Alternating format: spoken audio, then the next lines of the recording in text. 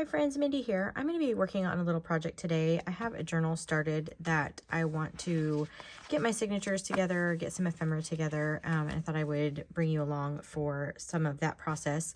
And but before I do that, I want to share some printables with you. These are from ArtfulEra Gallery. And a while back, she had sent me a kit of my choice just to share on my channel. And then later, she asked me if I would like to be part of her design team that she was starting. And so I have done that. And so I guess it was probably about a month or so ago, I did a video on this huge pack of printables. This is called the Mega Ephemera Pack. There's just so many beautiful images and stuff in here. Great for your junk journals. There's even like some cabinet cards and stuff that, I mean, there's just a lot of variety in this one particular kit. And so she has sent me a couple others to work with, and I will put my link down below, the link to her shop, her Etsy shop. The link is, or the code is Minders78. If you use that code, it's going to give you a discount at her shop, and she has a lot of really beautiful printables over there. And I love printables because you can reuse them, you can resize them if you need to.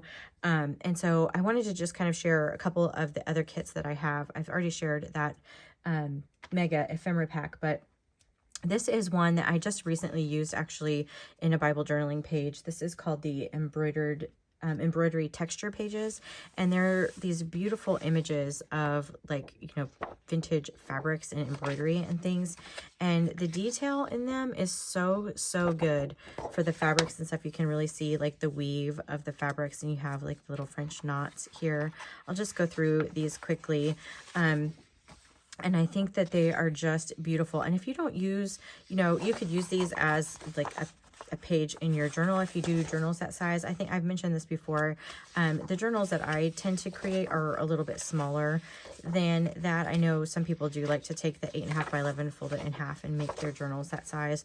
I just prefer mine to be just a little bit smaller, but you can still resize these. I resized this to fit on a Bible page, so very easy to do that. I love this one with all the blues and yellows in it. I think that's going to make some great ephemera, which is what I will probably be doing today.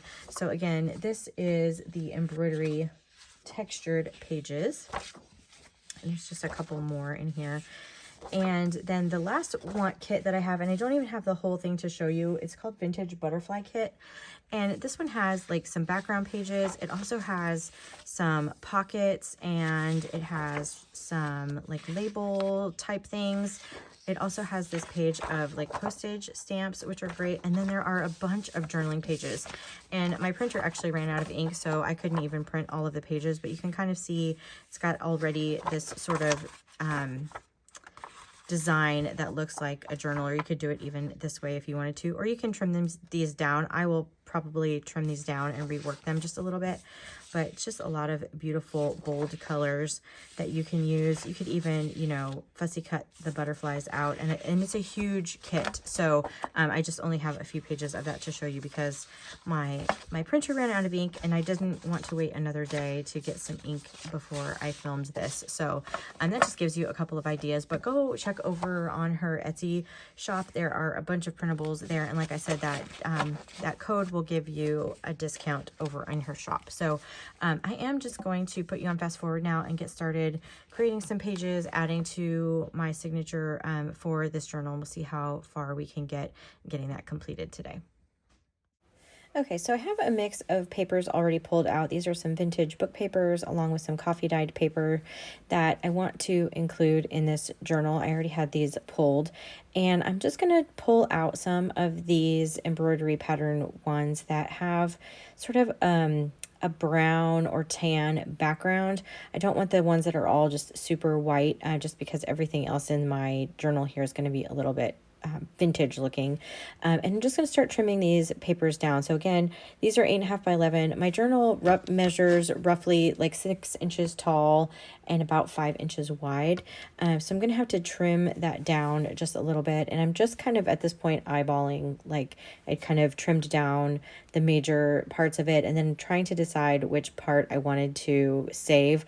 In the end on this one, I was trying to save all that little bird, but I just couldn't. So I went ahead and just tried to save the little bee and the butterfly that were up at the top. And but I'm okay with that. You could certainly resize these on your printer if you wanted to, and make them smaller if you needed to do that. And then I'm not worried about the inside part of this being white. I can always come back through and coffee dye that. But also by the time I add pockets and all those other kinds of things, I can also just add some distress inks or whatever if I want to do that. But I don't actually mind the white pages.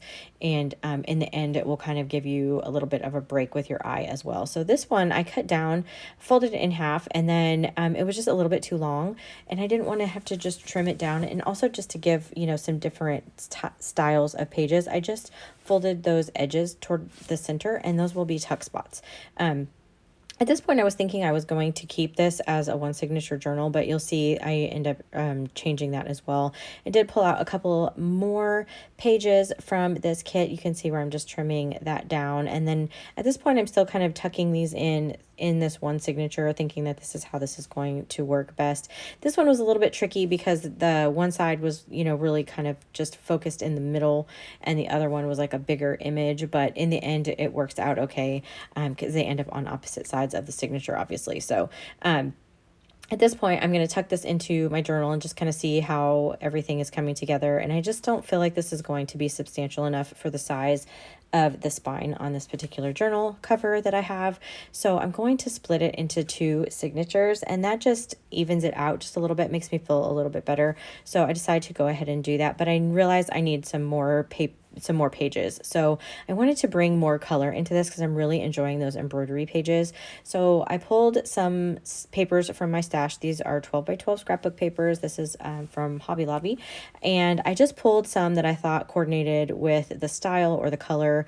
I really loved this one. It's got some script in the background and just, you know, has that same floral. In the end, I don't typically do this kind of like really super eclectic style of like colors and everything, but in the end, I actually am really enjoying how this is turning out. I've only done the signatures, but I'm excited to work in this journal. I think it's going to be a lot of fun. So I am trimming down some of the edges because, again, I'm starting with a 12 by 12 sheet of paper.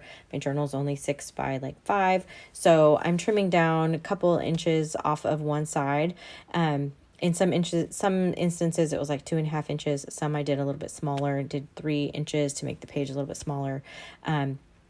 And then this one I really loved because it had that sort of lace doily in the background. I just kind of thought that went with the embroidery type theme. So you can see I was trying to also save certain parts of the paper that I was cutting off because I can use that paper later on to create some ephemera, to create some tags, to create some belly bands or some pockets or tuck spots or whatever. And that will just help bring this whole journal together to have those kind of repeating elements in there.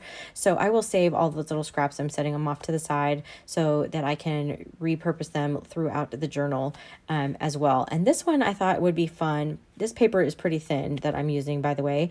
And so I'm folding this one in half.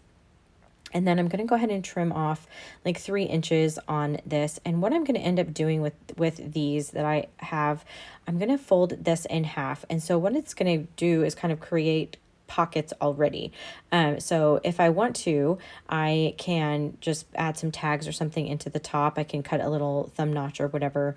And so I haven't decided exactly how I'm going to do all of that yet, but I did fold all of these pages to that sort of specification where I fold them in half first, so that they're double-sided. That way there's also not so much white open space in the journal, but it gives me a variety of pages that I can work with. And so before I sew all of these into the actual cover, I'll make some of those decisions, and then I can just glue along that one edge and make a pocket. So you can kind of see here how I'm setting up these signatures.